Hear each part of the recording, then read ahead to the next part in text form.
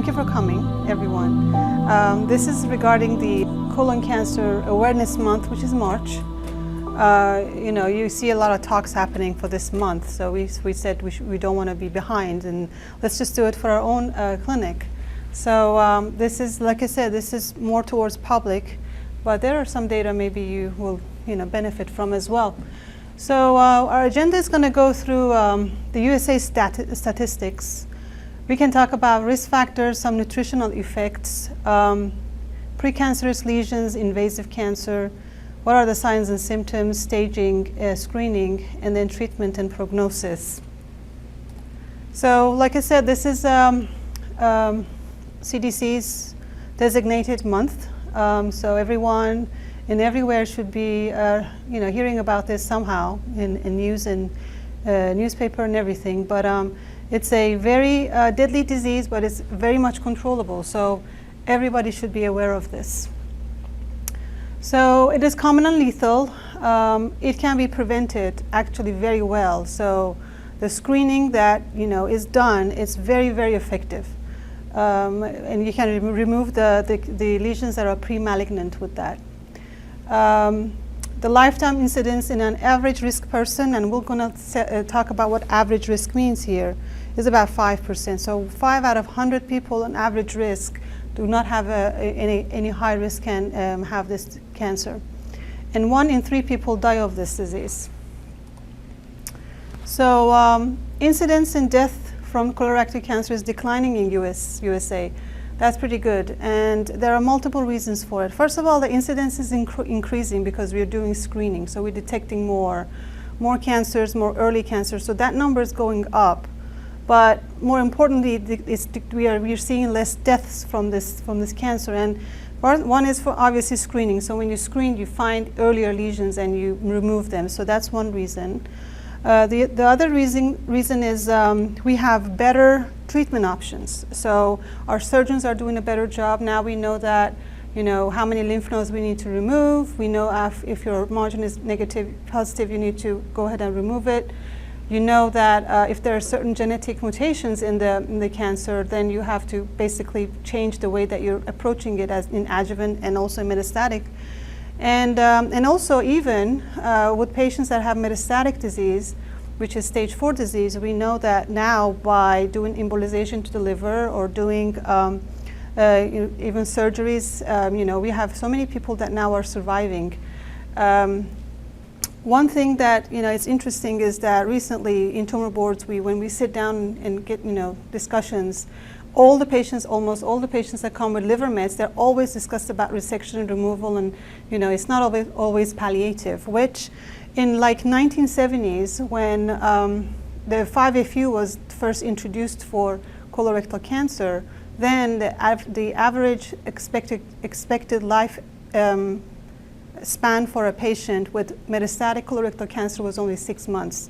Now we know if you have limited liver disease and you're able to remove that, and you're able to give enough chemotherapy and follow up the patient, patients are living longer, and actually the survival rate, 5-year survival rate of those patients are 20%.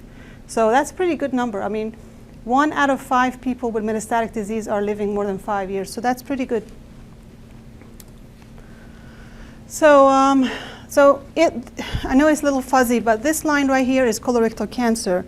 And that shows that the trend, actually, this is death. The trend is going down. So this, if you look, you can't see it, but it's around 1980s. That's when, 5-FU was there, but then other chemotherapies gradually were added on to adjuvant therapy, like oxaliplatin, for example, or infusion of 5-FU that we give on like an elongated regimen. That's when those were introduced. So we see that these people, actually the death rate is lower because we're doing a better job with chemotherapies as well. Estimated new cancers.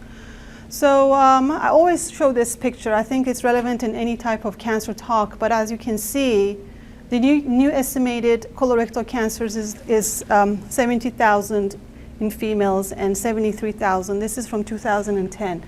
This is published in the Cancer Journal, Cancer Statistics actually.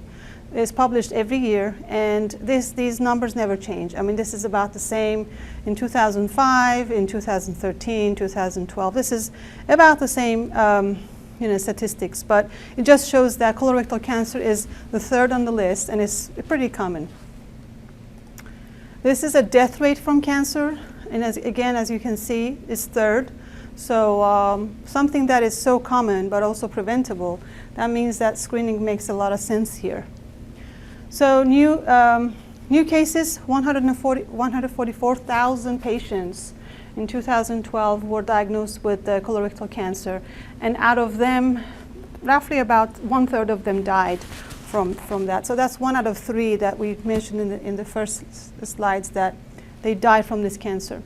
I just put some nutritional slides in here, and like any other nutritional, environmental, epidemiologic study, it's not very easy to conclude. So you will have a lot of people coming saying, making so much of arguments about, this is wrong and this is right. And actually everybody's correct, because there's so much controversy in it.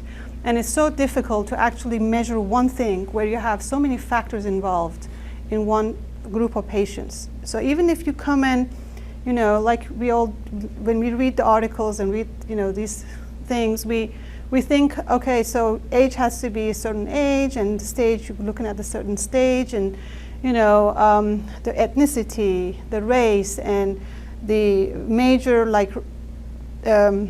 lifestyle things people do, smoke or do alcohol, whatever. Even if you control for all those things, there are so many factors involved in one person's microenvironment that has to do with cancer that it's just impossible to put them in one exact group. That's why these are always controversial. But one thing that we know is age is the biggest risk factor. So 90% of these patients that are diagnosed with colorectal cancer, they're above 50 years old. Okay, so when you have, so that's why we actually start the colon cancer screening at 50 years old, because that's most common. Well, that basically means that we're missing a lot of colorectal cancers that happen before 50 years old. And we just have to, because it's a public guideline, we have to just go with screening the ones that are high risk. But it doesn't mean that, we're really covering every single person with these guidelines. Familial origin, about 25% of patients that do have colorectal cancer, 25% of patients that have this disease have a familial reason for it. So we're not talking about age. As you know, if you find cancer in a 40-year-old, younger than 40 years old, in any cancer, you usually think about the genetic reasons for it. But even in the people that are older and you find colorectal cancer, 25% of them will have a genetic reason. And out of those, 5% of them are highly penetrate. So you have heard about the familial adenopolyposis. You've heard about the HNPCC, which is the hereditary non-polyposis coli, or Lynch syndrome, if you all remember. So those are highly penetrant. So if someone has that kind of mutation, they have a 50 to 80% chance of having colorectal cancer at some point in their life. Not only that, they can have, like this HNPCC, people that have that, it's very important for the doctors to follow up. They can have endometrial cancer, they get breast cancer, bladder cancer, and so many other cancers, but endometrial, ovarian, breast is probably the most common cancers that we see with HNPCC. As a matter of fact, that patient that came to me, I'm kind of suspecting that's probably what he has, because his genetic profile is very suspicious, and I'm going to be actually looking at that for him. And he's actually young. So the one that me and you share. Race is another thing. And so it's interesting that we always talk about, African Americans are higher risk in terms of dying from cancer, having more cancer diagnosed. Well, we talk about, because of so many things, so many factors, maybe a worse lifestyle compared to, let's say, a white person, or maybe socioeconomic reasons that, maybe African Americans in general, on average, have less access to screening and doctors and this and that. But it's interesting that, first of all, it is on average, these people, African Americans, the cancer in them is more in younger. I mean, younger people, percent of younger people with colorectal cancer in African Americans is more. So that's interesting. And why is an African American that is younger has a higher risk of colorectal cancer compared to the same age in other races? So that's an interesting, observation. And it's lower rates in Hispanics. Although even the Hispanics that live here in America and are second generation, even those have lower risks of colorectal cancer. Obesity, larger risk for men than women for some reason. And why is obesity a factor? Well, there are several reasons for it. Obese people have a lot of inflammation happening in their bodies. So pro-inflammation, that's one. And then the lipid cells, the adipocytes, generate a lot of cytokines that has to do with cancer generation and promotion of cancer. Insulin resistance, why is that important? Because if someone has insulin resistant, what happens is their insulin growth factor is going to increase.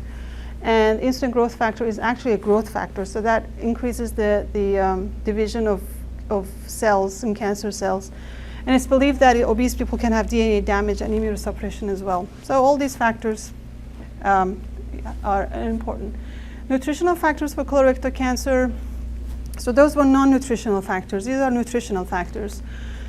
Again, a lot of controversy, but as a general recommendation, if we talk to patients, vegetables and fruits have been proven in so many studies that it's beneficial for everything, including preventing colorectal cancer or decreasing the chance at least. So this study by Miller in 2010 actually compared the fruits, vegetables versus meat and potatoes versus alcohol and sweetened beverages. So people were divided in 3 different groups of that were observed. Those people had more of these that they were eating, compared to others. And they observed that 65% reduction in the risk of colorectal cancer with fruits and vegetables, which is a pretty good number. So, and it actually decreased the polyp formation, and we're going to talk about what polyp is going to do here. Gut microbiota. So, so I don't know how many of you use the probiotics. I mean, I use it. I think probiotics has a lot of good reasons to take. But some of these foods that we eat that causes inflammation actually changes our microflora in the gut, and that has to do with bad eating habits and things.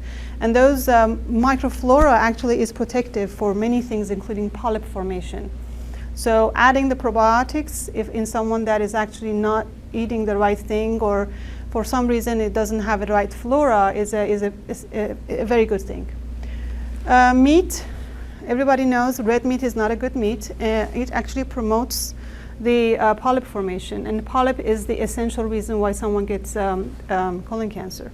Around 95% of the colon cancers arise from polyps. So only 5% of them do not arise from polyps. And interestingly, the ones that have HNPCC that we talked about, most of them do not have polyps at all. So that do not arise from polyps.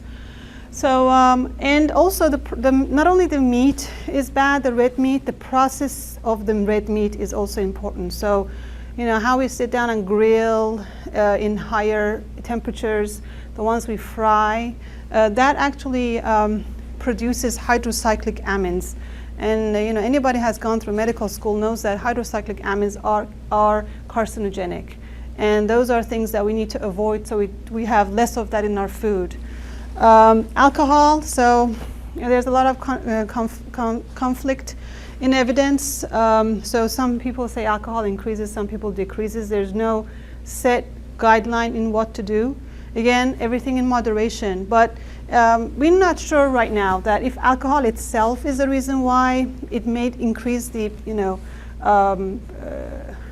polyp formation or the colorectal cancer incidence in a population, or is it because of the other behavioral things that people do? For example, if you're drinking a lot of alcohol, you're not going to eat enough. And we know we have folate deficiency, thiamine deficiency with alcoholics.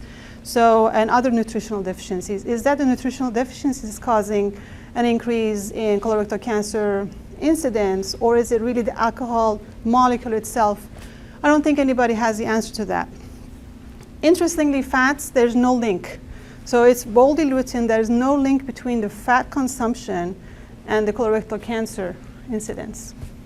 Fiber and grains, no definite answer again, but in general, if we talk about fiber, like bread, the ones that are processed, these processed breads usually do not have the outer layer and the inner layer, the germ and the outer of the bran. And those two things are the essential part of the bread. And you know, what we see is the processed bread, which is the white bread, that lacks these ingredients. And those are the antioxidants and other phytochemicals that needs to be in our diets to prevent cancer. And we don't have it if we are going to do processed fiber. Calcium, vitamin D, we talked about this in one of our talks, and we know that for sure that vitamin D is associated with, the deficiency is associated with several cancers, and colon cancer is actually one of them. And the hardest and best data for the relationship between vitamin D and cancer is colon cancer. So we are sure that, you know, that's a good relationship. Calcium. The people that, I think the study is here. So this study in 2009 looked at a population of people that, and saw that taking the ones that are drinking more milk and are, you know, used to doing dairy products, they have a lower chance. Now, again, it's very difficult. How much calcium we're going to recommend? How much deficiency one had before? You know, those things are still factors that are up in the air. Antioxidants. So there are a lot of buzz we had in the news several months ago about vitamins. I mean, vitamins going to protect our heart? Is it going to protect cancer? Again, it's hard to really conclude anything from even the study that was published like that. But vitamin A, C, E, and selenium, these are antioxidant vitamins, okay? And as a rule, as a general rule, any antioxidant, if it's consumed more than what it is doing as an antioxidant, it will have a pro-oxidant effect. So the people that are thinking that vitamin C, high dose of vitamin C is going to be good, well, the data suggests it's not good, because the more antioxidant in the microenvironment of the cancer is going to actually be pro-oxidant. And that's what happened with the selenium study with prostate cancer selenium, which they gave vitamin E and selenium together, and it increased the prostate cancer risk with the higher vitamin E, because the recommended vitamin E was 200 international units as a pro-oxidant, where in the selenium study they came and gave 400, which is double the dose. And then they concluded, well, this combination is pro-oxidant. Well, of course, you have given a higher dose. So again, there's a lot of problems with those kind of studies.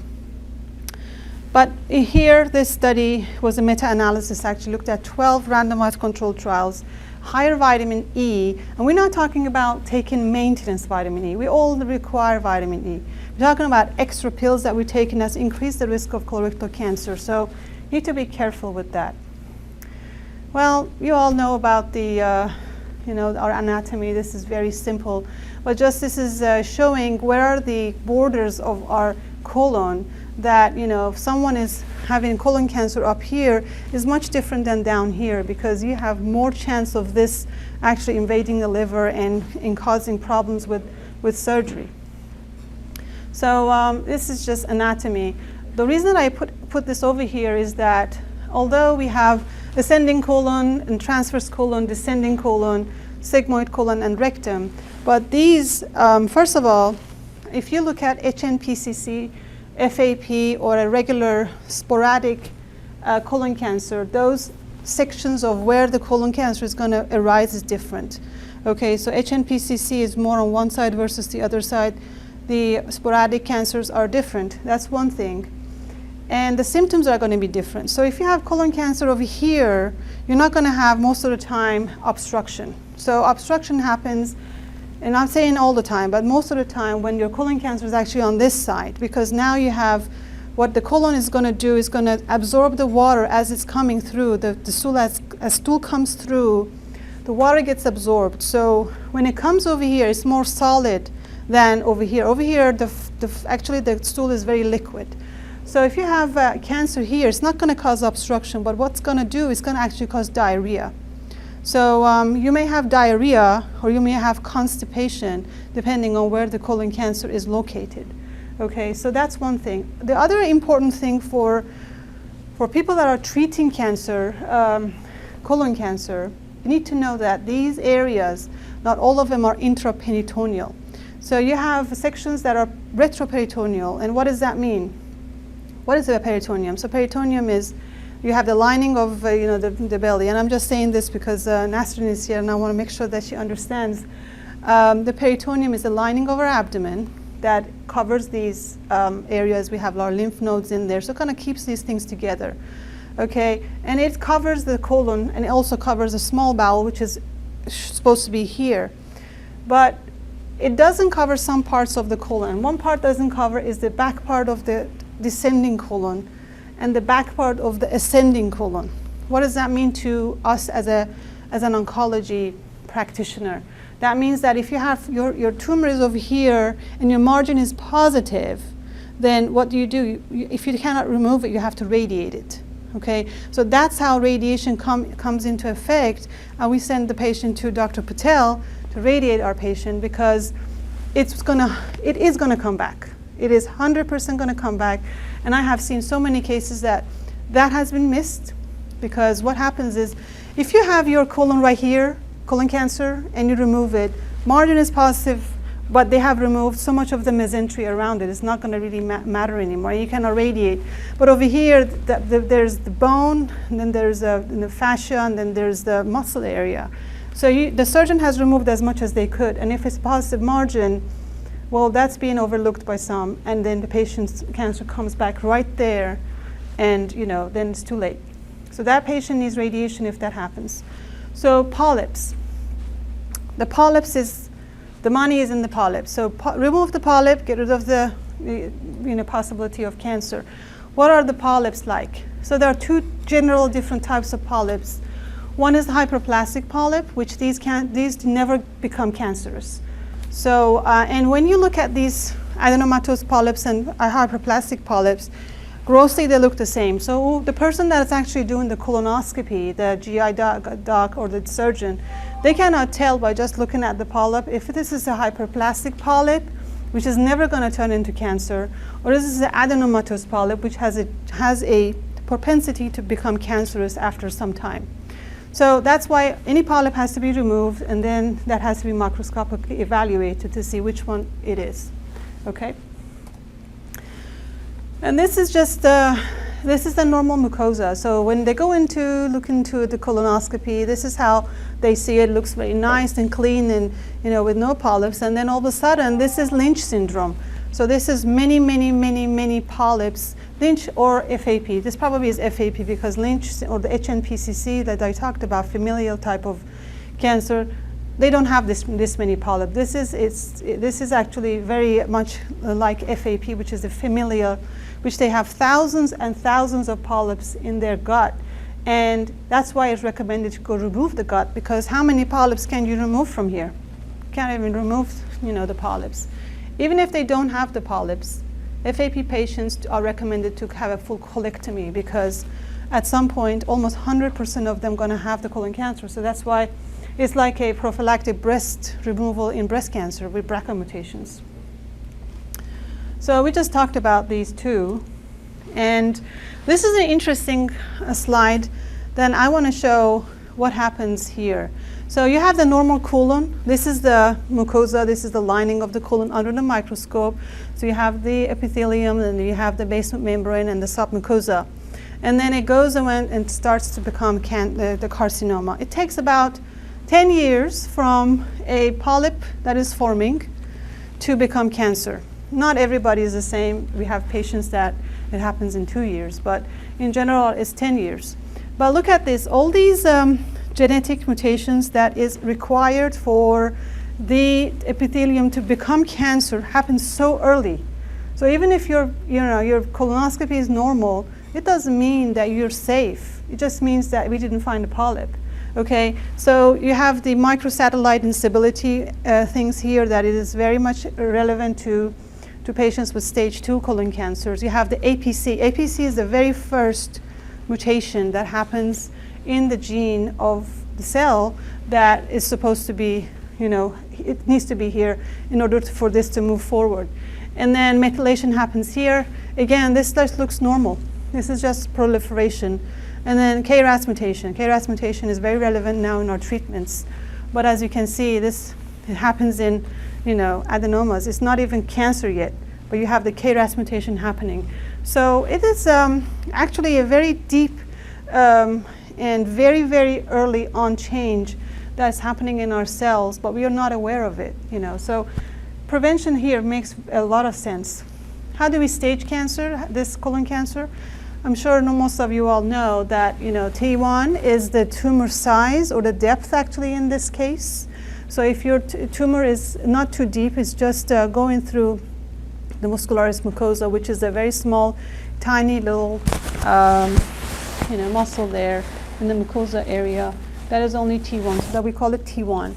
And then if it goes a little deeper, this is the actual muscle that causes a peristalsis movement of the food in the colon or the stool. So that's becomes T2. If it actually passes through here, it goes to the serosa, which is the lining around it. That is T3. And if it goes outside of the colon, let's say, like I said, goes to the gallbladder, for example, like it's so much big, now it's invading gallbladder, invading the liver, it's invading the bladder, let's say in the rectum area, rectal cancer, then it becomes T4, okay, bad prognosis. So not only we'll look at that, we'll look at N, which is a lymph node. So that's why when surgeons do the treatment and they do the surgery, the first thing I look at is the amount of lymph nodes they removed. If a surgeon, just removes 2 lymph nodes, it's not going to be enough for me, because we now know that we have to have at least 12 lymph nodes removed, at least, for us to be able to say, okay, this patient's lymph nodes are completely clear, or no, there's lymph nodes left behind. So if a surgeon removed only 2 lymph nodes, I cannot stage that as an N0. I have to stage it as at least N1 and treat it as such. That will be a high grade. And then you have the metastatic cases which, cancer is gone, has nothing to do with the T or N. You can have, just the cancer in the liver. So that's the metastatic stage 4 type thing. And this essentially is the same. So symptoms is very broad. Anemia, the most common symptom we see is someone comes in and you just do a blood work, they have no symptoms, nothing, and they are anemic. So you all of a sudden find out this is a 65-year-old man, is not bleeding from anywhere, and he has iron deficiency anemia. First thing that comes to mind, it is colon cancer. That is unless proven otherwise. That's so common in that kind of population. So you make sure that you do the GI workup. Black stool, why does the stool get black? Well, the only reason that the stool gets black and tarry and melena is because the bleeding is from the upper GI part. Because when this bleeding happens in the stomach, then you have the hemoglobin oxidizing, and that changes the blood from red to black, and that's why you see black stool. But there are 10% of the cases where you have stool being black and melena with having a lower GI bleed. And that's a tricky part, because a lot of times we think, well, this has to be in the upper GI. Well, 10% of the time it's not. It's in the lower GI, in the colon too. Red blood, bright red blood in the stool, obviously bleeding, right? So you're frankly bleeding. Abdominal pain usually starts with either having like liver disease, like it's already gone to the liver, or it's blocking the bowel. So you have trouble, straining, and the stool has trouble passing. So that's early satiety usually happens when there's a lot of liver mets. So people that feel like they're full all of a sudden is a bad sign. That most of the time is showing that there is liver metastases, maybe also splenomegaly, a large spleen.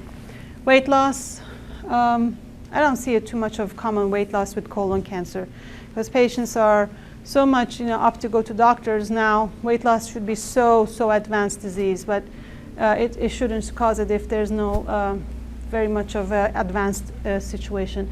Abdominal bloating is very non-specific, so you can have that with so many things. High WBC number, it's a high white count. This is what we call paraneoplastic syndrome, paraneoplastic feature, which can happen with any cancer. So the reason for high blood cell, high white cell, can be a cancer that is dormant. You haven't found it. So that's one thing that sometimes we it's a clue, we go and look for it. And then change in bowel habits, we just talked about, can be constipation or diarrhea depending on what it is. Screening, so guidelines for screening. Average risk versus high risk. So if you say no to, if you answer no to all, you are average risk, right? So you have never had a colon cancer, never been diagnosed with colon cancer, and also you have never had a polyp, that is adenomatous polyp. You are a average risk. Or you don't have inflammatory bowel disease. So these Crohn's disease and ulcerative colitis, two diseases combined is called inflammatory bowel disease. And those are the conditions that is associated with a high rate of colon cancer. So people that are diagnosed with this, they have to have very close follow-up by the GI doc with scoping more frequently than a general person in a low risk or average risk person, because they will get the colon cancer at some point of time. And has any of your family members had a colon cancer? So if someone has a brother and a sister or mom with colon cancer, well, that's not an average risk, that's a high risk, and that should be treated as such. So how do we screen it? First of all, screening tests, in general, as a rule, has to be cheap, cost-effective, has to be safe, and also be sensitive. That means that as you have to, when you're doing the test in 100 people, you want to make sure that you're picking those that have the disease more than not. So that's the easy way of understanding it. And low false positive rates. So that means that if you're doing the screening, you want to make sure that you're not diagnosing someone with cancer that does not have cancer. Really, a test is not giving you a false positive result. So guidelines are different, and I know that the primary care doctors, the other societies, other non-oncology societies follow the United States Preventive Service Task Force. They are very conservative, and a lot of times, it doesn't really meet with other societies, but the joint guidelines for American Cancer Society and Multi-Society Task Force is a little bit more aggressive in terms of screening for colorectal cancer. So tests that we can detect the polyps. What are those tests? What are the ways of us finding this out? So one is a flex sigmoidoscopy. Flex-sig, usually combined with the FOBT, that's a fecal occult blood test, is a actually acceptable modality. Obviously, the problem with that is it doesn't go all the way to the right colon, doesn't go all the way to the cecum. So you're kind of missing a lot of cancers that are in the left side, in the right side. You're only looking at the left side. So that's a problem with it, but that's one of the guidelines. Colonoscopy every 10 years. So again, every 10 years is because polyp, again, takes 10 years for it to develop into cancer. Double contrast barium enema every 5 years. I personally have never done this because colonoscopy is so frequently done. The good thing about colonoscopy versus anything else here is because once you do it, you also can biopsy it. With everything else, like if you do any of these, also flex, obviously, flex-sig, any of those, you find the lesion, you have to then do another procedure to kind of diagnose it. So why not just go for the best one? And then the test that primarily detect cancer. So this fecal immunochemical is a relatively newer test, not very new, but relatively newer test that has a much better sensitivity. So it's a more accurate, sensitive test, but it's more expensive. And that's an option as well. This is the algorithm that can be used. I mean, this is more for like healthcare providers, but just as a general thing, symptoms of colorectal cancer, someone has it, well, then you straight go to diagnosing it. If someone who doesn't have it, then you're gonna have to look at the patient's risk. Is it an average risk or is it increased risk? So if you have an average risk, and then you can relate this to any family member now. Just think about those. So average risk patient or person, not really a patient, but a person less than 50 years old, don't screen, okay? So insurance will not pay for it, it's not justified, don't screen. If it's more than 50 years old, then you have these options we talked about. So do one of these options, or do one of these options. Now, the DNA also can be checked in the stool. That is the DNA that is relevant to the cancer cell. The circulating tumor cells, this is also an interesting way of I don't think this is common. I don't think this is not part of screening, but circulating tumor cells, not every lab does it, is also an interesting finding. So you may not find a polyp, a cancer, nothing, but you having circulating tumor cells you found in the patient's blood. So that means that you just have to just monitor that person and finally find where the cancer is at some point. Okay. If you are increased risk, let's say someone has a brother and sister with cancer that have had it at 40 years old, or someone has had polyps removed. So like family history, right? Has a family history. Then you go for a first degree relative, second degree relative, and you go down and do it. In general, if you have a high risk and a first degree relative that is young and has had colon cancer, essentially you're going to look at the age that they had the cancer and you're going to screen them 10 years early. So if someone has had a mom and a sister 60 years old and 40 years old that had cancer, you're going to pick the sister, which is 40 years old, and screen yourself at 30 years old. So 10 years earlier than the youngest person. Just to let you know, first degree, second degree, third degree, so you need to know these in order to kind of make that determination, right? First degree is sister, brother, full siblings, and parents. Second degree is grandparents, grandchildren, aunts, uncles, nephews, nieces, or half siblings.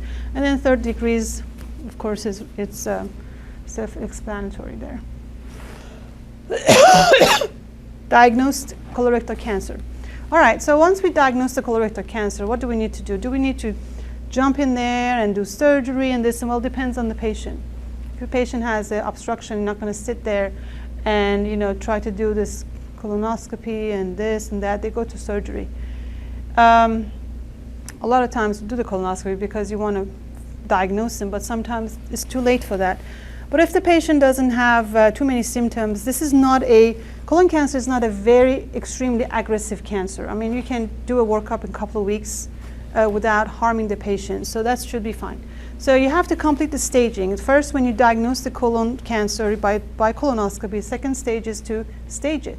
If you have liver metastases, bone disease, all of these metastases, then there's no point of trying to do an aggressive treatment. And as a matter of fact, if you have liver metastases, you don't have to actually remove the primary tumor. That is acceptable. So do CT scans for this thing. You're going to do physical examination, obviously. CEA is a tumor marker for colon cancer. It's very, very important to do it before surgery, because after surgery is done, you want to make sure this CEA goes down. It has to be normalized.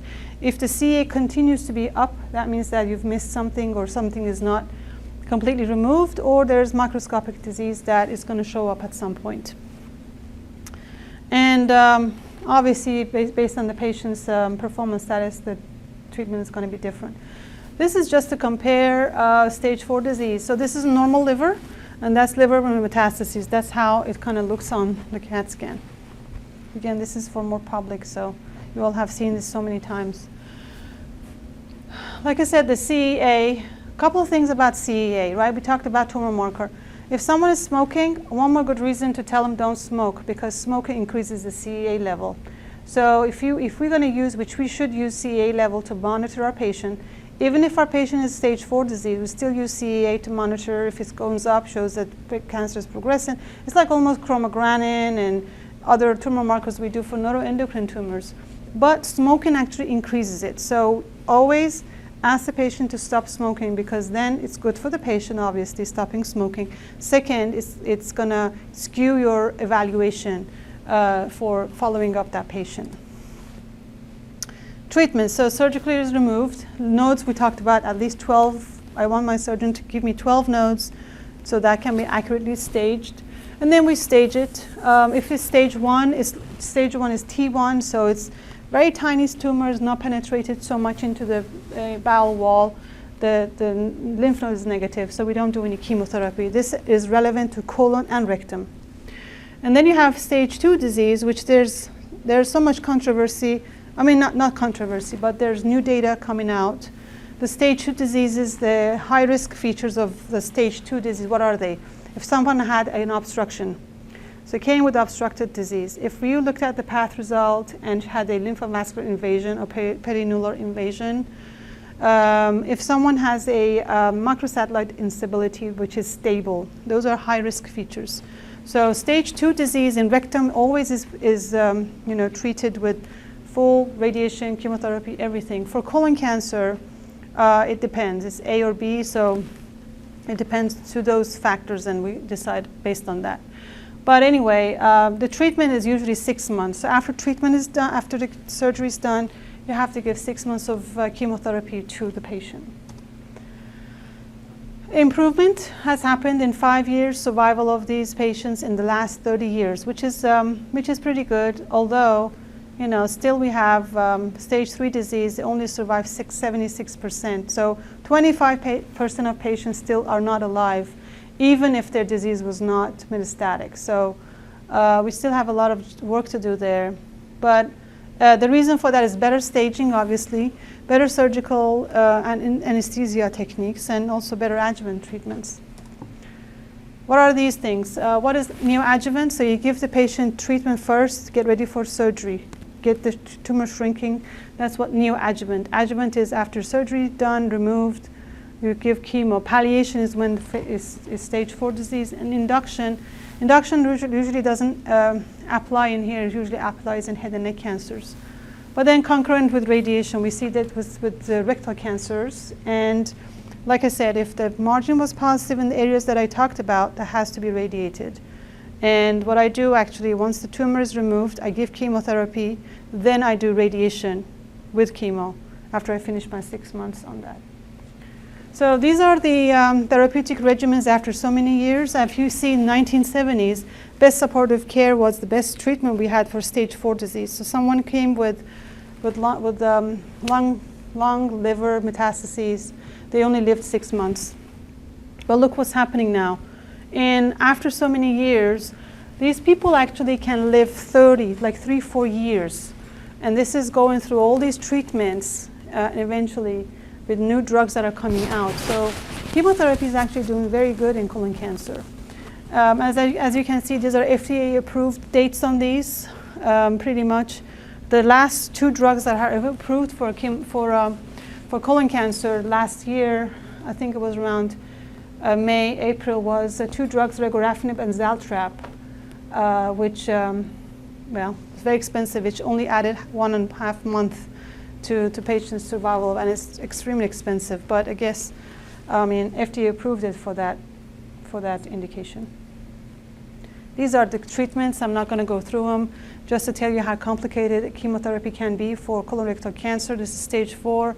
It's a combination of irinotecan, can be oxaliplatin, 5-FU, can be in a pill form, different things, and different scenarios can require different type of treatments.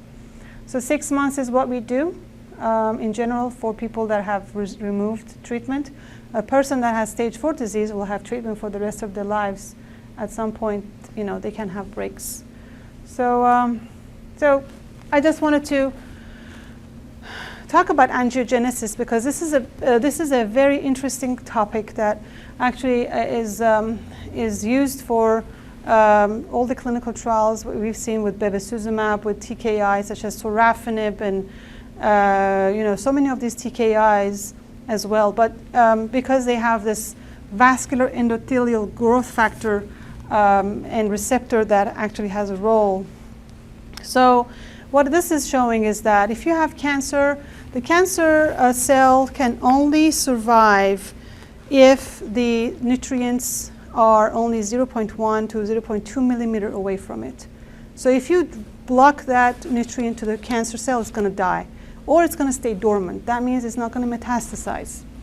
So what happens then? So cancer is smart, and it produces its own vascular endothelial growth factor. So it kind of dictates to the cancer cell, dictates to the microenvironment around it to go ahead and produce this thing for me so I can grow vessels. So that's what it does. So vascular growth factor, endothelial growth factor, is produced by the microenvironment, and what it does is starts generating these vessels around the tumor. So tumor can get its own supply. It kind of makes its own network of blood supply. Okay, so that's one thing. This person, Mr. Folkman, is the very first person that came up with this theory. So he was the first person that worked on the angiogenesis, that had direct relationship with cancer. Angiogenesis happens in other things, such as diabetic people have angiogenesis behind their eyes. Or if you have someone in a high oxygen pressure, they're going to start having angiogenesis behind their eyes. So angiogenesis is not just for cancer, but what he found, it kind of directed us to kind of use that for treatment. So in 1971, this idea, he had the idea, right? And look what happened. It took about 33 years from that point for us to have it approved for the first time in colorectal cancer. And that is so many years of studying in mouse and animal models, in all those things, until it kind of gets approved. 33 years, that's a big deal. And Bond study was the first study that actually used this bevacizumab in combination with chemotherapy for colorectal cancer. But then it got approved for lung cancer. It got approved for breast cancer, accelerated approval. What happened afterwards, while that actually dropped it off from breast cancer, and actually showed 3-4 more studies came out, and they showed that bevacizumab, which is the that is a drug actually for the VEGF inhibitor, it actually increased the side effects and death rate of breast cancer patients. So that actually FDA withdraw it from for breast cancer. But it's used in brain and kidney, and now it's used for ovarian cancer as well. It's one more indication. So bevacizumab is the drug for VEGF. So what happens is the vascular growth factor, endothelial growth factor, which is the green stuff up there, the green box, that is the growth factor. And bevacizumab is engineered to block that from basically sitting on that receptor. So if you see those brown stuff sticking out, those are the vascular growth factor endothelial receptor. Okay, and the job that it has is that it absorbs the green stuff, the VEGF. When that is absorbed, what happens is there's dimerization. So these two dimerize, they kind of connect, and when they dimerize, it causes what we call a phosphorylation. Phosphorylation of the molecules around there, the tyrosine kinase phosphorylation, that's what it is. And when that happens, then a downstream event happens. A downstream event goes through PI3K, which is another target that we're seeing in clinical trials. So many of them is being used now in phase 1s and 2s. And then it goes down to the RAF, and it does all this. And this is the endothelial. So this is not the cancer cell. This is the endothelial cell of the vessel that's going to the cancer. So when bevacizumab blocks that, then this downstream is not supposed to happen. That's in theory, but it really kind of has escape mode, which actually escapes it, and it can start growing back. This is looks the same, but it's a different cell. So this is the cancer cell. And the other drug we have is cetuximab or panitumumab. Those are the endothelial growth factors, okay? And basically, the concept is the same. So you have the extra domain, and then you have the intradomain of the receptor, which is the blue stuff. And when the EGF is attached to it, it dimerizes again. It phosphorylizes the TKIs that are here, and it causes a downstream event. So look how interesting it is that, now we use cetuximab for some of our, colon cancer patients, stage 4s and things. But we know that if there is a mutation in this molecule right here, what's going to happen is that this molecule, this is the RAS molecule, the KRAS. If you have heard of KRAS, this is the KRAS molecule. The gene that produces the KRAS is defective. So that's mutated protein right here. And basically what happens is this will automatically do its job. It has independent activity here. Has nothing to do with EGF. So guess what? Give them cetuximab, they're not going to work. It's not going to work for them. So when we give a colon cancer patient cetuximab, I have to make sure that they are not KRAS mutated, because if they are, the cetuximab is not going to work. It has to be wild type, the type that is not mutated, okay? But interestingly, they have done they developed a drug here that actually targets the KRAS, mutated KRAS. And you would think, well, that sounds so nice, right? It sounds so intriguing and scientifically so much interesting, but it didn't work. This thing that they added did not actually show that much of benefit, so they dropped it like so many other pharmaceutical drugs. But the EGFR has downward effect on these couple of things, yes? But even if there's a KRAS mutation and cetuximab is still given, isn't it going to stop those other pathways? Because, there's multiple pathways that are going on there. Right? No, it doesn't, because this is going to... Well, the combination of cetuximab with other things have been used. So bevacizumab, cetuximab have been used, and other combination have been used. Unfortunately, it hasn't shown a additive effect. Disregarding what's happening right here, it's going to start growing because of that arm. And this is just so simple. There's so many other pathways that will have an effect. They have escape mode, so it escapes from that inhibition. But this idea was pretty good, but it didn't even work. In the lab you think it's going to work, but in patient it doesn't work. And that's why we still don't have a cure for cancer, because there's complicated pathways there. But EGFR affects the KRAS. It doesn't affect the KRAS, but when you look at the EGFR, there are several things that we look at. Now, KRAS and BRAF is what we usually actually measure. KRAS is a prognosticator and a predictor. What is that? What's the difference? So prediction means it's predicting how cetuximab is going to work. Prognosticator means that if someone has KRAS versus doesn't have a KRAS mutation, are they better or worse? Better off, have it or not? So this is more of a predictor, KRAS. It predicts if cetuximab is going to work. BRAF, on the other side, is not a predictor, it's a prognosticator. So if you have someone that has BRAF mutation, right now we don't hold cetuximab because someone has BRAF mutation, but we know if someone has BRAF mutation, they're going to do worse. So, actually some people now argue that if you have BRAF mutation, because it's actually downstream, I don't know if it's in this picture or not, still don't do cetuximab, but I guess cetuximab pharmaceuticals has blocked it, and people are, for some reason, we still do it. We still give BRAF. Scientifically, it still makes sense to do it. Anyway, but quadruple negative has the best response. So if you have these people are all negative, that person will have the best response. And this is how it's interesting nowadays that we can do so many genetic analyses to kind of think about it in so many deeper avenues that we're treating how our patient's going to respond to treatment or not. Well, I just put this here. I'm not going to go through this, obviously. But I just want to show you how complicated this is. This is only one area of the cell. And this is simplified. So like you were asking, how come?